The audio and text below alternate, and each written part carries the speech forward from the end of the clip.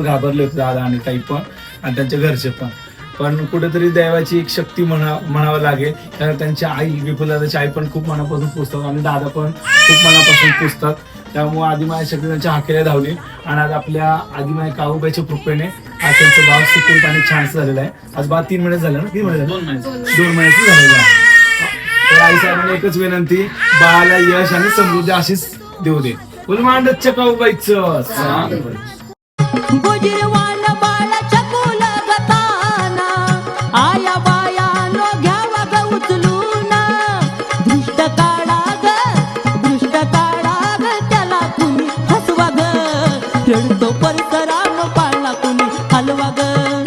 रडतो परशुराम पाळला कुणी हलवा ग. रडतो